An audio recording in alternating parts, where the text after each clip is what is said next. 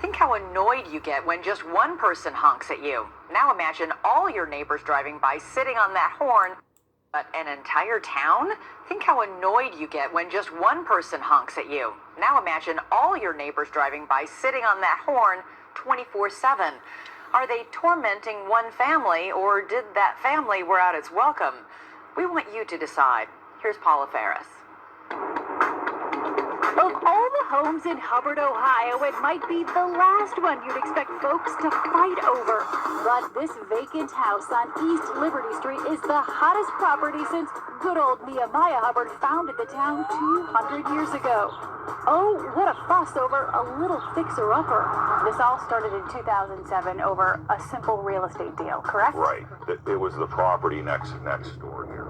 Meet Rick and Cindy Kurlich, longtime Hubbard residents. They say all they wanted was to buy the property next door. The only problem? It wasn't for sale.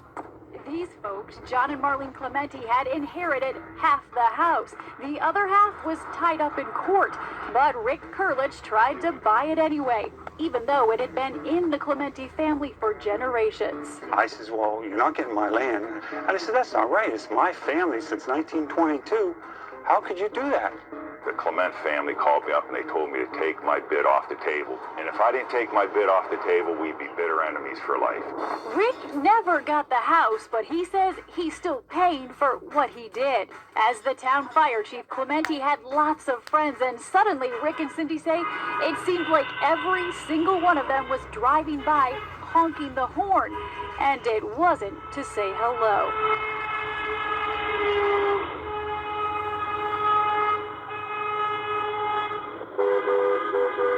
The Clement family conspired together to organize a horn-blowing campaign against us. That's really what this is all about. Ask not for whom the horn blows, it blows for Rick and Cindy Kurlich. In the beginning, it was 100 times a day. 100 times a day. 100. So they began planning their payback. Their house now bristles with expensive surveillance cameras. As we were looking them over, just watch what happened. The last camera is down here on the tree. Okay. Oh, somebody just honked their horn. Did you hear that? Yeah, it's never Was that a ending. friendly honk? Probably not. Okay. Rick says his ear is now finely attuned.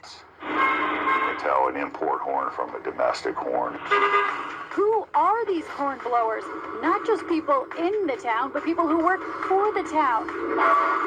Firefighters, including some from the department John Clementi ran, and police. Here's one of Hubbard Township's finest, not serving, not protecting, just honking. It's enough to wake the dead.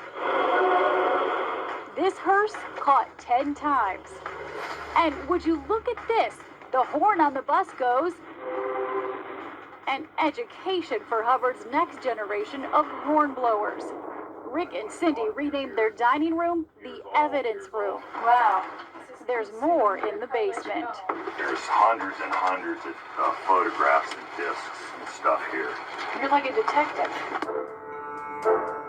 So when did people start blowing the horns? Were you recruiting people, telling them to get this guy out of town? That's what he tells everybody.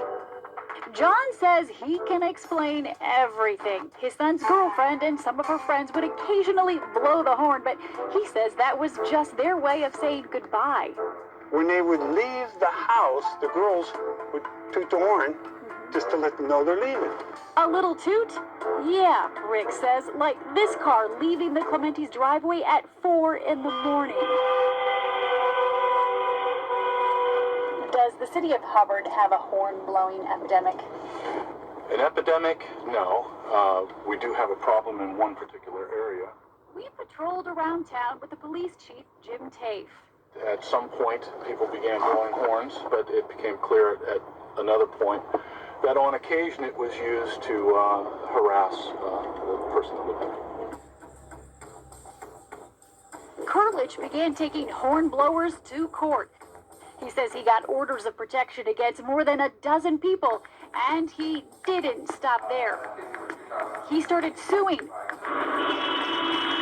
Somebody beeps, Rick sues. Beep, sue.